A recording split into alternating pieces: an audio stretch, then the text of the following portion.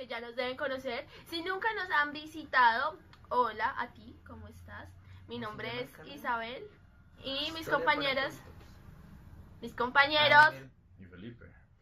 y esto se llama Historia para Tontos, que es historia fácil de contar para que tú nos puedas entender. Como ya saben, por si no lo saben, esto hace parte de nuestro proyecto final de historia moderna y contemporánea y lamentablemente este es nuestro último video. Así que en el siguiente video, ya que hemos tratado un poco no, hemos desglosado varios aspectos de la Segunda Guerra Mundial, vamos a tratar ahora lo que son los campos de concentración. Por mi parte, voy a tratar los nazis, los 5 más conocidos. Esto sustentado bajo la base bibliográfica del Tercer Reich. Y nuestro compañero Felipe va a tratar hablar sobre campos de concentración, pero en Estados Unidos, porque ellos también hicieron campos de concentración. Y nuestro compañero Ángel sobre los proyectos nucleares. Vamos a comenzar por lo que no es tan conocido. O sea, si yo les empiezo a hablar de Auschwitz, ustedes ya van a saber qué es eso. Por el contrario, no sabemos casi nada sobre los campos de concentración en Estados Unidos. Y es aquí cuando nuestro compañero Felipe... Bueno, para empezar con estos campos de concentración, ¿por qué lo dejó afuera? Qué pesar. Era para enfocarte, pero bueno.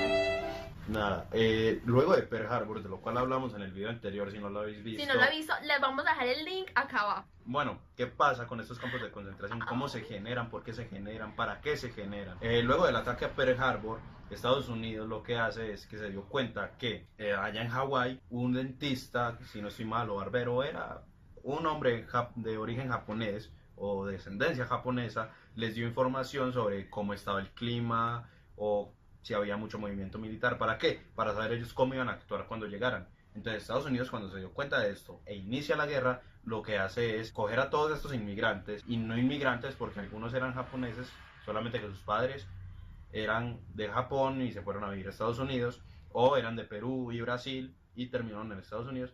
Lo que hizo Estados Unidos fue muy similar a lo que hicieron los alemanes. Fue construir ciertos lugares enrejados con mallas, con alambres de púas, madera y ciertos camarotes para que ellos vivieran e hicieran ciertas actividades, y ahí pusieron a los japoneses, a lo cual muchos de estos no se sentían realmente japoneses, sino que se sentían estadounidenses, y izaban, o sea, ponían en un poste una bandera y la alzaban todas las mañanas. ¿Y qué bandera era? La de Estados Unidos, porque ellos se sentían estadounidenses, y aunque entendían las razones y ya que entendían las razones por las cuales Estados Unidos les estaba haciendo esto, no fueron así como tan quejándose, porque también se les daban tratos dignos. Ahora, ¿qué pasa? No solamente habían campos de concentración para japoneses, también para alemanes e italianos. ¿Por qué? Porque debemos recordar que estos también hacían parte de los enemigos de Estados Unidos en la Segunda Guerra Mundial. Entonces hacían lo mismo, que era ponerlos en un lugar donde estuvieran encerrados, no como en una cárcel, sino con un poco de más de libertad, aunque vulnerándoles derechos, claro está, por temor a que hicieran una rebelión dentro del país, dieran información, porque debemos también tener en cuenta que habían muchos espías por la época para robar proyectos nucleares, de armamento, pues ya sea de cómo las tropas iban a mover, entre otras cosas. Entonces esto pasó en Estados Unidos, no mucha gente lo sabe. ¿Por qué? Porque ¿quiénes ganaron la guerra? Realmente ganar nadie ganó, todo el mundo perdió, pero los que menos salieron afectados fueron los estadounidenses. ¿Por qué?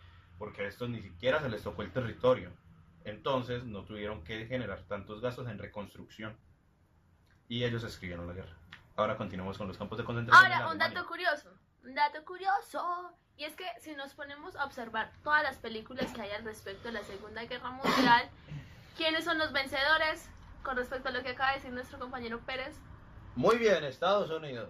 Exactamente, ¿por qué? Porque Estados Unidos siempre va a tener la razón, y así sucede con el cine. Es decir, por ejemplo, uno ve Hollywood, cine. Uno ve, por ejemplo, la película de Pearl Harbor. No, pobres americanos, destruyeron el acorazado Arizona. Qué mal. No, los japoneses son horribles, terribles, ellos solo querían destruir. No, detrás de todo esto hay una gran historia, que fue la que ya les contamos anteriormente. Sí, entonces seguimos con los campos de concentración en Alemania. Listo. Listo. Durante la Segunda Guerra Mundial se construyeron más de 15.000 campos de concentración. Hable más duro. 15.000. ¿Por qué tantos? ¿Por qué tantos? Porque había que matar mucho judío. No, concentrar. Concentrar para matar. O sea, hay que aclarar una cosa. Habían campos de concentración y campos de exterminio. Los más reconocidos, como Auschwitz, era un campo de exterminio. No señor. El campo de Auschwitz era un campo que está dividido en varios campos. Sí, tarea. Exacto, o sea, eso era de concentración, de exterminio, De trabajo. Y fue, como ya muchos de ustedes deben saber, eso es la repetidera, fue el campo de concentración nazi más grande. ¿Y dónde estaba ubicado? En Polonia. Así te leen unos daticos. Bueno, tenía la capacidad de 400.000 prisioneros. Más del 90% de estos prisioneros murieron, fallecieron. Y en este se alojaron, pues en el transcurso del tiempo que estuvo abierto, más de 1.300.000 personas. Ahora hay que aclarar, como ella lo está diciendo, personas, no todos eran judíos, también habían prisioneros de guerra. Porque también hay que aclarar que no solo habían judíos, que el discurso que Hitler proclamaba de la raza aria excluía a gitanos, excluía a personas negros, personas con alguna discapacidad mental o física. Exactamente. Es decir, no murieron solamente judíos, no, habían muchas otras personas. El siguiente campo se llama el campo Mauthausen. Lo estoy diciendo muy americanizado, pero es que no sé decir Mauthausen. Eso. Este campo tiene una particularidad, que era el campo de los ricos. ¿Esto qué quiere decir? Que las más altas alcurnias de los ricos judíos, de los intelectuales, músicos, etcétera, iban a parar a este campo. Este campo, como lo decía Pérez ahora, sí tenía un fin específico, y era exterminio. Así que más del 97% de personas que estaban allí fallecieron.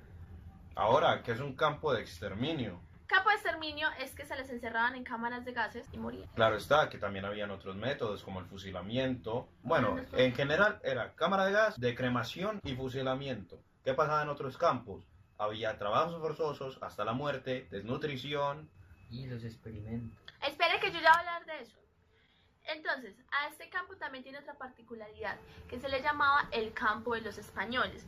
¿Por qué? Porque muchas personas eran enviadas a este campo tras ser detenidas en Francia al huir de España en la guerra civil. Entonces, sigue el campo llamado Dachau. Este campo en Múnich, ese es el campo que Ángel hace un rato mencionaba, que eran los experimentos con humanos. Inevitablemente, es triste decirlo en parte, pero gracias a todos estos campos de concentración nazi, la medicina logró muchísimos avances. ¿Por qué? Porque se experimentó de una manera que nunca se había experimentado con el cuerpo. Uno de los experimentos más renombrados y significativos es la presión del cuerpo. ¿A cuánta presión es capaz de someterse el cuerpo humano hasta que éste explote? Y esto se hacía con cámaras, se hacían con médicos, pues sí, eran médicos. También, gracias a esto, descubrieron que fumar daba cáncer. Y los alemanes fueron los primeros en hacer publicidad para dejar del consumo de los cigarrillos. A diferencia de lo que hacía Estados Unidos, que Que promovía el uso de Exactamente. Ahora me gustaría hacer un pequeño paréntesis y decir que hay alrededor de los campos de concentración nazi en general, ya sea por desnutrición, por cámara de gas, cámara de cremación, fusilamiento, lo que sea, hay muchos mitos. Muchos de esos mitos están sustentados por la simple lógica. Unos de ellos dicen que cómo es posible que se hayan quemado, por ejemplo, más del 90% de las personas y no haya quedado ningún rastro humano, es decir, que todo se haya reducido a polvos, siendo una quema tan masiva, que es imposible que los cuerpos se reduzcan absolutamente a nada en gran cantidad, pequeño espacio, que siempre tiene que quedar algo. Entonces, se dice que mucho de lo que cuentan de estos campos de concentración nazi es un mito, que toda esa gente no murió, que simplemente fue la mala propaganda que se le quiso hacer a Hitler. No obstante de eso, no hay mucho sustento, siguen siendo teorías, igual que el hombre nunca llegó a la luna, es lo mismo, teorías que... Aunque también hay otra cosa, y es que en todos los campos de concentración había una base administrativa en la cual daba registro de las personas que llegaban y las cosas que estos tenían, qué ropa usaban o cuánta ropa tenían encima. Por ejemplo, si tenían calcetines o no, si llevan abrigo, otro camisa, si llevan maletas. Entonces, por ahí también se puede haber hecho un cálculo de las personas que encontraron después y de las que entraron y las que encontraron cuando ya los campos de concentración fueron destruidos. Otro de los campos, construido en 1936, se llama, ay Dios mío, Sachsenhausen. Ahí se llevaban gitanos, opositores políticos. Porque otra cosa, aquel que fuera alemán, pero que no estuviese de acuerdo con la ideología que planteaba Hitler, obviamente no era alemán y paila, usted se moría. O sea, usted simplemente tenía que adorar y venerar todo lo que Hitler decía. Entonces aquí iban opositores políticos, gitanos, testigos de Jehová, muchachos, por Dios santo, prisioneros de guerra. Bueno, en este campo lo que estuvo lo más característico fue que más de 13.000 personas murieron fue por malnutrición. Si uno se pone a ver las fotos que les vamos a dejar aquí, que van a aparecer en este instante, de cómo las personas literalmente al estar tan desnutridas empezaban a sangrar por los orificios del cuerpo, la piel se les pegaba a los huesos y usted no valía nada. O sea, además de eso, debían trabajar tantas horas al día y por lo tanto pues el cuerpo no tenía las suficientes energías y morían. Exacto. Entonces este campo también es característico porque albergaba pues todos los opositores políticos, es decir, y no era solo opositores, digamos, tú eras un soldado alemán, pero se te descubría que tu tatarabuelo era judío, vaya iba, también morías allá. Y el último campo de concentración, que quedaba a 90 kilómetros de Berlín, llamado Ravensbrück, era exclusivo para mujeres. Allí era más un campo de trabajo donde estas cocinaban, tejían y confeccionaban los uniformes de los soldados. No obstante, todas iban por el mismo lado, iban para la cámara de gas, se morían de desnutrición o hacían experimentos médicos con ellas. Seguimos con los proyectos nucleares, efectivamente. Bueno, estos proyectos nucleares empiezan en la misma organización o en el inicio de la Segunda Guerra Mundial. Las potencias de aquella época, que eran Alemania, la Unión Soviética y Estados Unidos, cada uno tenía su proyecto, el de Estados Unidos se denominó Proyecto Manhattan, el de la Unión Soviética el Borodino y en Alemania el Proyecto Uranio. Todos enfocados hacia la utilización de la energía nuclear como potencia o una bomba de destrucción masiva. Algunos judíos en Alemania, pues, que eran físicos reconocidos de la época, pues oyeron los rumores de que Alemania quería implementar una bomba de ese tipo y pues obviamente ellos, para salvar su pellejo, huyeron de Alemania y pidieron asilo político en Estados Unidos.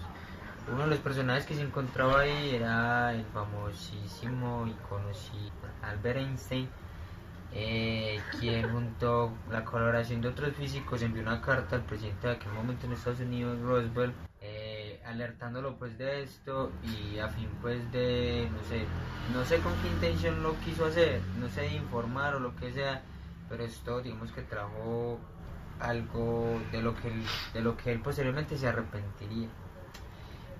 Bueno, a partir de ese suceso se empieza una mayor inversión en cuanto a la producción y los experimentos con la energía nuclear, y es tanto así que el 16 de julio de 1945 se prueba la primera bomba nuclear en Nuevo México, prueba que trajo un buen resultado y que... Defínenos buen resultado. Explotó con ganas. Explotó, sí, pues no hubo fallas en el lanzamiento, explotó como debía explotar. Eso, o sea, las cosas debieron salir como estaban planeadas. De ellos todo salió bien. Posteriormente, gracias a eso, o desgraciadamente a eso, 2 meses después de aquel lanzamiento, el 6 de agosto de 1945 y el 9 de agosto de 1945 se bombardean las ciudades de Hiroshima y Nagasaki. Lo cual trae consigo la rendición de Japón y digamos la finalización de la guerra mundial. Y quiero terminar con una frase que el mismo profesor nos dijo como denominó el curso: el sueño de la razón produce monstruos. Otra cosa interesante, y ya para ir acabando, es que en la historia se habla generalmente de un determinismo histórico o del azar. Se dice que todo es, por así decirlo, un determinismo, que todo pasa por algo y que las acciones y las decisiones que muchos personajes emprendieron llevaron a esa decisión. Algo muy curioso pasó con Hiroshima.